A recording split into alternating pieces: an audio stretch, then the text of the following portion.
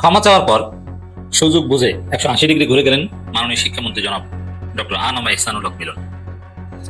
শিক্ষামন্ত্রী শিক্ষার্থীদের সাথে প্রতারণা করছেন, পোল্টি মেরেছেন। এই পোল্টিবাজি জাতি মনে রাখবে। এখন আপনি পার পেয়েছেন, কিন্তু আপনাকে ভুগতে হবে। আমাদের এই তরুণ প্রজন্মের সাথে আপনি জাস্ট ফাজলামি করলেন, তামাশা করলেন।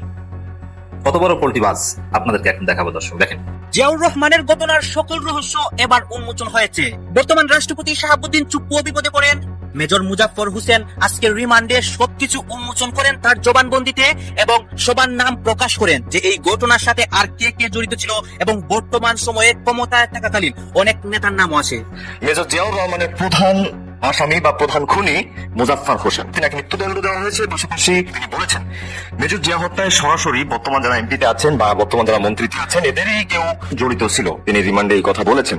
সেখানে উঠে এসেছে কারা কারা এর সাথে জড়িত ছিল। আজ মুজাফফর হোসেনের জবানবন্দিতে রাষ্ট্রপতি শাহাবুদ্দিন চুপ্পু ফেঁসে গিয়েছে জিয়াউর রহমানের মামলায়। প্রয়াত রাষ্ট্রপতি জিয়াউর রহমান হত্যা মামলার পলাতক আসামি মোহাম্মদ মুজাফফর হোসেনের মৃত্যুদণ্ডের আদেশ দিয়েছেন আদালত। এই ঘটনায় কারা কারা জড়িত রয়েছে তাদের সকলের মুখোশ উন্মোচন করেছে এই ঘাতক মুজাফফর।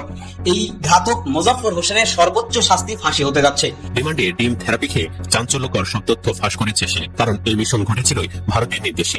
সেখানে দীর্ঘদিন ভারতের গোয়েন্দা এর একজন সক্রিয় কর্মকর্তা হিসেবে কাজ এবং ট্রেনিং পেয়েছেন মুজাফফর। এবার নাকি তারেক রহমানকে শেষ করতে দেশে এসেছিল সেনাবাহিনীর এই সাবেক কর্মকর্তা। আপনাদের নিঃসন্দেহে মনে আছে যে এই কয়েকদিন আগের কথা, শিক্ষার্থীরা যৌক্তিক দাবিতে আন্দোলন করেছিল। কি যৌক্তিক? যে ভয়াবহ বন্যা এবং বৃষ্টির মধ্যে তাদের পরীক্ষা নিয়েছিল, এটা সম্পূর্ণ অমানবিক ছিল এবং বিএনপির লোকজন এর বিরোধিতা করেছিল। রুহুল কবির রিজভী নিজে বলেছেন, স্পষ্ট করে বলেছেন যে এই পরীক্ষা পেছালে দু একদিন কি এমন হতো। ছাত্র দলের ছেলেরা পরীক্ষা পেছানোর কথা বলেছিল। এর মানে শিক্ষামন্ত্রী একটা অযৌক্তিক কাজ করেছেন, কোনো সন্দেহ নেই। এবং তিনি শিক্ষার্থীদেরকে বলেছিলেন ফার্মের মুরগি, করলায়ের মুরগি, যে একটু বৃষ্টিতে ভিজতেই জ্বর আসে। শিক্ষার্থীরা ফুঁসে উঠেছিল, তারা তার পদত্যাগের দাবিতে আন্দোলন করেছিল। আমরা অবশ্য বলেছিলাম যে পদত্যাগ করতে হবে, এটা জরুরি না, নানানভাবে এটা সমাধান হতে পারে। তবে শিক্ষার্থীদের বেশিরভাগ দাবি মেনে নিয়েছেন। এক পর্যায়ে পদত্যাগের দাবিটা থমকে গেছে। এটা বিএনপির বা এহসানুল হকের একটা গুড লাক যে পদত্যাগের দাবিতে আন্দোলন এক পর্যায়ে থমকে গেছে, ছেলেমেয়েরা ঘরে ফিরে গেছে, যেহেতু তাদের বেশিরভাগ দাবি মেনে নেওয়া হয়েছে। আবার পরীক্ষা নিবে, প্রশ্নে ভুল যেটা সেটা নাম্বার দিয়ে দিবে, যারা পরীক্ষা দিতে পারেনি তারা পরীক্ষা দিতে পারবে, সব দাবি মেনে নিয়েছে, জাস্ট পদত্যাগ ছাড়া। এবং শিক্ষামন্ত্রী যে ফার্মের মুরগি বলেছেন, এই জন্য তিনি ক্ষমাও চেয়েছেন। স্বাভাবিকভাবে আমরাই বলেছিলাম যেখানে মুরব্বী মানুষ ক্ষমা করে দিয়ে আন্দোলনটা থামালে খারাপ হয় না। আমি নিজে বলেছিলাম বেশ কয়েকবার। আর এখানে আওয়ামী লীগের ইন্ধন থাকতে পারে, তারা সুযোগের অপেক্ষা আছে, তাদেরকে সুযোগ দেওয়া যাবে না, সতর্ক থাকতে হবে। যেমন জামাত, এনসিপি এরা কেউই শিক্ষামন্ত্রী পদত্যাগ চায়নি, যা শিক্ষার্থীরা চেয়েছিল। তবে এখানে সিগনিফিকেন্ট বিষয় ছিল যখনই আমরা দেখেছি যে শিক্ষামন্ত্রী সংসদে দাঁড়িয়ে দুঃখ প্রকাশ করেছেন, অবশ্যই প্রধানমন্ত্রীর সাথে মিটিং এর পর দুঃখ প্রকাশ করেছেন, তখন আমি নিজে বলেছিলাম যে পদত্যাগ করলে ভালো হয়, বাট যেহেতু তিনি দুঃখ প্রকাশ করেছেন, শিক্ষার্থীরা এটা বিবেচনা করে দেখতে পারে ক্ষমা করবে কি করবে না। ক্ষমা চেয়েছেন, দুঃখ প্রকাশ করা দ্যাট মিনস ক্ষমা চাওয়া। যেই যখন আন্দোলন চলছে, বেকায়দায় পড়েছেন, আলামত ভালো না, প্রধানমন্ত্রী চাপ দিচ্ছেন, তখন সংসদে দাঁড়িয়ে আপনি ক্ষমা চাইলেন। যেই আন্দোলনটা থেমে গেছে, ছেলেমেয়েরা ঘরে ফিরে গেছে, এখন আপনি বলছেন যে না কিসের ক্ষমা, আমি তো ঠিকই বলেছি, আমি তো ভুল কিছু বলিনি, কি আমি আমার মেয়েকে বলেছি, তোমাদেরকে তো বলিনি। তাহলে আপনি ক্ষমা চাইলেন কেন? আপনার মেয়ের কাছে ক্ষমা চাইলে এটা ইন্টারনাল ব্যাপার, আপনি সংসদে দাঁড়িয়ে দুঃখ প্রকাশ করলেন কেন? যে বিষয়ে আপনি স্বীকার করে দুঃখ প্রকাশ করেছেন, সেই বিষয়ে আপনি এখন বলছেন অন্য কথা। এর মানে দুঃখ প্রকাশটা ছিল তামাশা, আর এখন যেটা বলছেন যে না আমি এই কথা বলিই নাই, অথচ আপনি বলেছেন, এটা হচ্ছে আপনার অরিজিনাল কথা। আন্দোলন যদি না থামতো তাহলে তিনি প্রয়োজনে আবার দুঃখ প্রকাশ করতেন। আর আন্দোলন থেমেছে বলে এখন বলছেন যে না আমি দুঃখ প্রকাশ, মানে এখন বলছেন যে আমি তো শিক্ষার্থীদেরকে কিছুই বলিনি। এবং তিনি ক্ষোভ ঝাড়ছেন, যারা আন্দোলন করছে তাদেরকে তুচ্ছ-তাচ্ছিল্য করছেন, তাদেরকে কেউ হুমকি দামকে দিয়েছে, কারাই আন্দোলন করেছে, আন্দোলনে ইন্ধন কারা দিয়েছে আমরা তালিকা করছি। অথচ আন্দোলন চলাকালীন সময় এইসব কথাবার্তা কিছু বলেনি, তখন নিরিবিলি। ছাত্রদল তখন না যৌক্তিক ঠিক আছে, যে আন্দোলন থেমে গেছে এখন বলে যে আন্দোলনের পেছনে কারা ছিল আমরা দেখবো, অমুক তমুক। তো দর্শক, এবং শিক্ষার্থীরা তাকে ট্রল করেছে, এটা গণতান্ত্রিক অধিকার। যে আন্দোলন শেষ এখন বলে যে ট্রল করে কোনো লাভ হবে না, আর তখন কিন্তু চুপসে গেছিল। বুঝতে পারছেন প্রতারণা, পোল্টিবাজি কাকে বলে ও কত প্রকার কি? দর্শক, শিক্ষামন্ত্রী আরেকটা কাজ করেছেন, কিছু লোককে প্রেস ক্লাবের সামনে মানববন্ধন করাচ্ছেন, বিক্ষোভ করেছে, তারা মাঠে নামছে। সখানে লোক দেখলাম, তারা ব্যানারে লিখেছে শিক্ষামন্ত্রীর সম্মানহানির প্রতিবাদে এই বিক্ষোভ মিছিল, এই মানববন্ধন। তারা মাইক লাগিয়ে বক্তব্য দিচ্ছে, হুমকি দামকে দেয়, শিক্ষামন্ত্রী ভালো লোক, তার পদত্যাগ চায়, এত বড় সাহসকার। শিক্ষার্থীরা যখন আন্দোলন করছিল তখন তো আপনারা কেউ মাঠে নামেন নাই, তখন বরং ছাত্রদল বেকায়দায় পরে ঘরে ফিরে গিয়েছিল। তখন এই আন্দোলনকে রেসপেক্ট করেছেন, ভয় পেয়েছিলেন এবং ওইরকম দমনও করেন নাই, ঠিক আছে। এবং শিক্ষার্থীদের দাবি মেনে নিয়েছিলেন, ক্ষমাও চেয়েছিলেন, তাদেরকে সচিবালয়ে ঢুকতে দিয়েছিলেন। সব ঠিক আছে, যেই আন্দোলন থেমে গেছে এখন আপনারা মাঠে নামছেন বিএনপির লোকজন। শিক্ষামন্ত্রী পদত্যাগ চাইছে কি, এত বড় সাহস, আমরা তার প্রতিবাদ করছি, মানে ওই আন্দোলনের বিরুদ্ধে এখন মানববন্ধন করছে। এটাকে বলে পল্টিবাজি। যে আপনি বসেছিলেন, আপনার মনে একটা, উপরে উপরে ক্ষমা চেয়েছেন, শিক্ষার্থীদের সাথে ভালো আচরণ করেছেন, এটা আপনার মনের না, মনের মধ্যে ছিল পারলে ওদেরকে পিটাই, কিন্তু পিটাতে গেলে তো অবস্থা বেগতিক হয়ে যাবে। তা এই যে প্রতারণা করলেন, এর ফল ভালো হবে না। আবার আপনি এরকম বিপদে পড়বেন, তারপরে শিক্ষার্থীরা তখন আপনাকে আর ক্ষমা করবে না।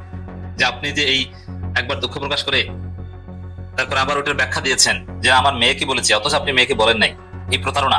এবং আপনি লোক নামিয়ে দিয়েছেন যে কারা আপনার পদত্যাগ চেয়েছে এবং গোয়েন্দা সংস্থা নাকি খোঁজ খবর নিচ্ছে, কারা আন্দোলন করেছে, সামনে যাতে আন্দোলন না হয়। না, এইভাবে একটা স্বতঃস্ফূর্ত অর্গানিক আন্দোলন নিয়ন্ত্রণ করা যায় না, দমন করা যায় না। স্বতঃস্ফূর্ত এবং অর্গানিক আন্দোলন, এটা দাবি মেনে নিতে হয়, তাদের সাথে আলোচনা করতে হয়। আর ছেলেমেয়েরা যদি অতিরিক্ত কিছু দাবি করে থাকে তাদেরকে বোঝাতে হয় যে জোর জবরদস্তি এখানে গোয়েন্দা সংস্থা দিয়ে খেলতে পারবেন না, এটা একদম স্বতঃস্ফূর্ত আন্দোলন, এখানে কোনো উস্কানির বিষয় না। শিক্ষামন্ত্রী এখন আবার বলছেন যত ট্রল করি না কেন আমাদের সঠিক দায়িত্ব থেকে বিচ্যুত করতে পারবেন না। এর মানে এখন তিনি ট্রলকে ভ্যালু দিচ্ছেন না, যেটা আমরা সঠিক দায়িত্ব পালন করছি, আমাদের কোনো ভুল নাই। তিনি নেত্রকোনায় যে বক্তব্য দিলেন তাতে মনে হচ্ছে যে না, তিনি সঠিক পথে আছেন। এবং শিক্ষামন্ত্রী অ্যাপ্রোচ নিয়ে কেউ কেউ, অনেক শিক্ষাবিদ যৌক্তিক সমালোচনা করছে যে আপনি বাড়াবাড়ি করছেন, এই সেই, সেগুলোর কঠিন জবাব দিচ্ছেন, না আমাদেরকে থামাতে পারবে না, আমরা একদম ঠিক পথে আছি। কেউ নাম দিয়েছেন পরীক্ষা মিলন, এটা বলছেন হ্যাঁ একজন পিএইচডি ডিগ্রি প্রাপ্ত আমাকে পরীক্ষা মিলন বলে, এত বড় সাহস, যদি এত বড় সাহস এই শব্দ ব্যবহার করেননি, তিনি এর জবাব দিচ্ছেন।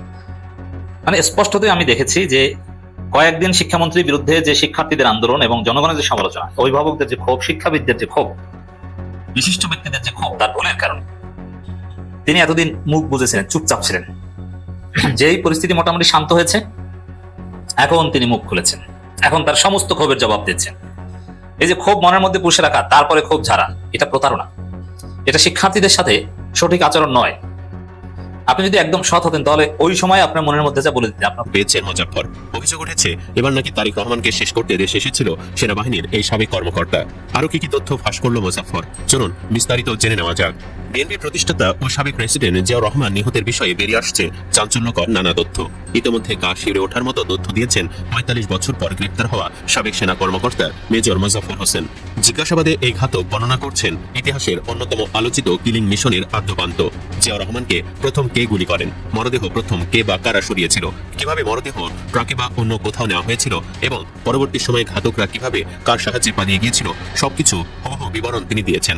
তবে কিছু ক্ষেত্রে তিনি নিজেকে আড়াল করার চেষ্টাও করেছেন। এই মিশনের পেছনে ভারতেরও এবং সেদেশের সরকারও জড়িত ছিল না সে সম্পর্কেও নাকি কথা বলেছেন মোজাফফর। কিন্তু রাষ্ট্র এবং গোপনীয়তা রক্ষার্থে এসব কথা এখনই প্রকাশ করতে চায়নি সেনাবাহিনী। যেহেতু তারেক রহমান তার বাবার আদর্শে দেশ পরিচালনা করছেন, তাই তাকেও নিজেদের জন্য হুমকি মনে করে ভারত। ভারতীয় আধিপত্যবাদ ও একপক্ষীয় নীতির বিরুদ্ধে দীর্ঘদিন ধরে প্রকাশ্যে অবস্থান নেওয়ায় সর্বোচ্চ নিরাপত্তার ঝুঁকিতে রয়েছেন বিএনপির ভারপ্রাপ্ত চেয়ারম্যান তারেক রহমান। এমনটাই দাবি করেছে নিরাপত্তার সংশ্লিষ্ট একাধিক সূত্র। ঝুঁকিতে থাকা অন্তত 50 জন রাজনৈতিক নেতা, ছাত্রনেতা, সাংবাদিক ও ধর্মীয় ব্যক্তিত্বের তালিকায় তারেক রহমানের নাম শীর্ষে রাখা হয়েছে।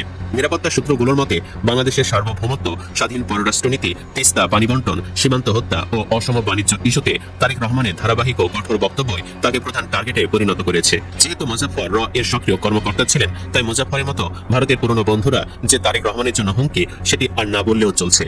এদিকে রিমান্ডে জিজ্ঞাসাবাদ চলাকালীন সেনাবাহিনী জানিয়েছে মোজাফফরের কাছ থেকে পাওয়া তথ্যগুলো খুবই স্পর্শকাতর। এই কারণে এই মুহূর্তে বিষয়গুলো মিডিয়াকে জানানো যাচ্ছে না। মোজাফফর হোসেন এখন সেনাবাহিনীর হেফাজতে রয়েছেন, তাকে একটি বিশেষ ইউনিটে নেওয়া হয়েছে। এদিকে মোজাফফরকে গ্রেফতারের পর জিয়া নিহতের পেছনে তার ভূমিকা এবং পরবর্তী আইনি প্রক্রিয়া নিয়ে বিস্তারিত জানতে জনমনে তৈরি হয়েছে নানা কৌতূহল। অপরাধ বিশ্লেষকরা জানিয়েছেন মোজাফফরকে গ্রেফতারের মাধ্যমে জিয়াউর রহমান ইস্যুতে তদন্তে বড় অগ্রগতি হয়েছে। এই গ্রেফতারের ঘটনাটি দীর্ঘদিনের এক অজানা অধ্যায় ও রহস্যের জট খুলবে বলে তাদের ধারণা। তারা বলছেন মোজাফফর যেহেতু সরাসরি জড়িত, তাই তার কাছ থেকে সব তথ্য বের করতে হবে। এই মিশনের মাস্টার মাইন্ড তারা দেশি বিদেশি কোন কোন মহলের সঙ্গে জড়িত সবই তিনি জানেন। ফলে বিস্তারিত ও পূর্ণাঙ্গ তথ্য বের করার আগে তার শাস্তি নিশ্চিত করা ঠিক হবে না। নিরাপত্তা বিশ্লেষক ও সাবেক তত্ত্বাবধায়ক সরকারের উপদেষ্টা brigadier general doctor M Sakhawat Hossain বলেন, সেনাবাহিনী তাকে আগে থেকেই পলাতক ঘোষণা করা হয়। যেখানে পাওয়া যাবে সেখানে তাকে গ্রেফতার করতে হবে, এটাই আইন। আইন শৃঙ্খলা বাহিনী সেই আইন প্রতিপালন করেছে। এখন তাকে জয়েন্ট ইন্টারোগেশন করা যেতে পারে।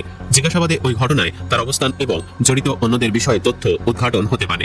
আইন শৃঙ্খলা রক্ষাকারী বাহিনীর সংশ্লিষ্ট সূত্র জানায়, জিয়াউর রহমান নিহতের পর থেকে মেজর মোজাফফর পলাতক ছিলেন। তৎকালীন মেজর মঞ্জুরের অত্যন্ত ঘনিষ্ঠ সহযোগী হিসেবে তিনি এই মিশনে শুরু থেকে শেষ পর্যন্ত গুরুত্বপূর্ণ ভূমিকা পালন করেন।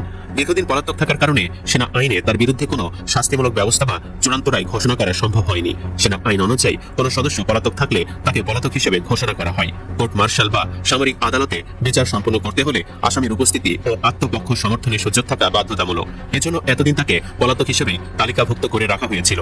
সাবেক আইজিপি আব্দুল কাইয়ুম বলেন, সাবেক রাষ্ট্রপতি জিয়াউর রহমান নিহতের নেপথ্যের কুশলক এবং মূল মাস্টারমাইন্ড কারা ছিলেন তা এখনো এক ধরনের ধোঁয়াশার মধ্যে রয়ে গেছে।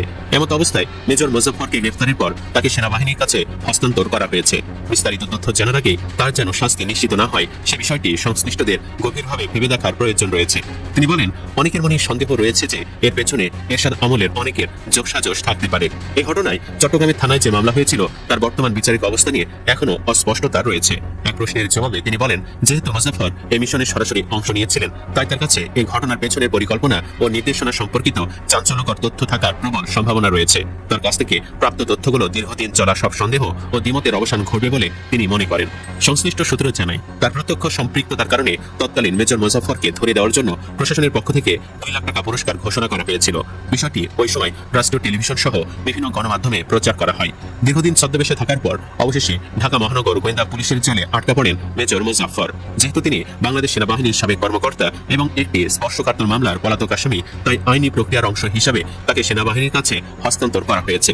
মোজাফফরের পলাতক জীবনের বিষয়ে জানতে চাইলে আইন শৃঙ্খলা বাহিনীর সংশ্লিষ্ট সূত্র জানায়, 1981 সালে 30 মে চট্টগ্রামে এক সামরিক অভ্যুত্থানে জিয়াউর রহমান নিহত হওয়ার পর মামলার 6 নম্বর আসামি মেজর মোজাফফর আত্মরক্ষার্থে সুপরিকল্পিত উপায় বেছে নেন।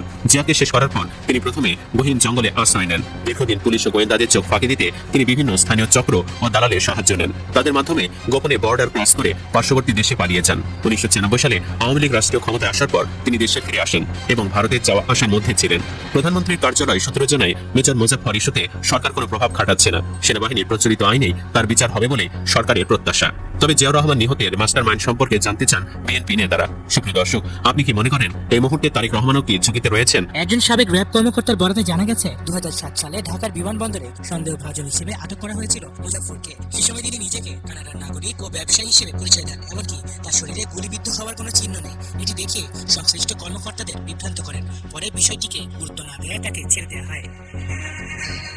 এদিকে নথিপত্র অনুযায়ী সেনা বিদ্রোহ নামে 1981 সালে 30 মে তৎকালীন প্রেসিডেন্ট জিয়াউর রহমানকে হত্যার পর নথিপত্র অনুসারে এই মোজাফফরই ওই ঘটনায় সম্পৃক্ত একমাত্র ব্যক্তি যিনি এখনো জীবিত আছেন। দীর্ঘদিন পলাতক থাকায় তার কাছ থেকে কোনো তথ্য নেওয়া সম্ভব হয়নি। যতদূর জানা গেছে, শহীদ প্রেসিডেন্ট জিয়াউর রহমান হত্যাকাণ্ডের পর জাতীয় রক্ষী বাহিনীতে প্রথম কমিশন পাওয়া তৎকালীন 24 পদাতিক ডিভিশনের এই সেনা কর্মকর্তা কিছুদিন দেশের অভ্যন্তরে বিভিন্ন জায়গায় ভোল পাল্টে আত্মগোপনে ছিলেন। এরপর সুযোগ বুঝে ভারতের কলকাতায় চলে যান। সেখানে তিনি ভারতীয় গোয়েন্দা সংস্থার আশ্রয় নেন। তবে তিনি নিজেকে কখনো বিপ্লব সরকার আবার কখনো জয় ব্যানার্জি নামে পরিচয় দিতেন। কলকাতায় থাকাকালীনই অবসরপ্রাপ্ত মেজর মোজাফফর হোসেন ভারতীয় পরিচয় নিয়ে জিয়াউর রহমান হত্যাকাণ্ডে অভিযুক্ত পলাতক আরেক আসামি মেজর এসএম খালেদের সঙ্গে দেখা করতে যান থাইল্যান্ডে। কিছুদিন সেখানে অবস্থানের পর খালেদ মারা গেলে আবারও ভারতে ফিরে যান মোজাফফর। 1996 সাল পর্যন্ত তিনি পুরোপুরি। এছাড়া 1/11 অভিযুক্ত সেনা কর্মকর্তা মাসুদ উদ্দিন চৌধুরীর সঙ্গেও তার যোগ সাজশ ছিল বলে তথ্য রয়েছে। 111-এর বিতর্কিত সেনা কর্মকর্তা লেফটেন্যান্ট জেনারেল মাসুদ উদ্দিন চৌধুরীর সঙ্গে নিয়মিত যোগাযোগ হতো মোহাম্মদ মোজাফফর হোসেনের। বিভিন্ন অপারেটরের নম্বর ও অ্যাপে দুজনের কথোপকথনের সূত্র ধরেই শনাক্ত করা হয় 45 বছর ধরে পলাতক মোজাফফরকে। শহীদ রাষ্ট্রপতি জিয়াউর রহমান হত্যায় জড়িত এই সেনা কর্মকর্তার অবস্থান শনাক্তের পর গত বুধবার রাতে বনানীর ডিওএইচএস এর একটি বাসা থেকে তাকে গ্রেফতার করা হয়। অভিযোগ রয়েছে 1981 সালে 30 মে চট্টগ্রাম সার্কিট হাউসে শহীদ রাষ্ট্রপতি জিয়াউর রহমান হত্যার পর তার মরদেহ গোপনে সরিয়ে নেওয়া এবং রাঙ্গুনিয়ার পাহাড়ি এলাকায় দাফনের কাজে সরাসরি যুক্ত ছিলেন মেজর মোজাফফর। ঘটনার পর পুলিশি অভিযানে আহত হলেও তিনি দেশ ছেড়ে পালিয়ে যেতে সক্ষম হন। 1987 সালে দেয়া এক সাক্ষাৎকারে মোজাফফর দাবি করেছিলেন তিনি ত্রিপুরা সীমান্ত দিয়ে ভারতে পালিয়ে যান। পরে থাইল্যান্ড হয়ে কানাডায় গিয়ে রাজনৈতিক আশ্রয় ও নাগরিকত্ব লাভ করেন। কানাডার পাসপোর্ট পাওয়ার পর তিনি 90 দশক থেকে নিয়মিত বাংলাদেশে যাতায়াত শুরু করেন। প্রতিবেদনে আরো বলা হয়েছে 1996 সালে আওয়ামী লীগ ক্ষমতায় আসার পর একটি প্রতিষ্ঠানের মাধ্যমে যমুনা সেতু নির্মাণ প্রকল্পে শ্রমিক সরবরাহের কাজও পেয়েছিলেন তিনি। তবে দেশে ফেরার খবর প্রকাশ হওয়ার পর সিরাজগঞ্জে তার বাড়িতে হামলার ঘটনাও ঘটে।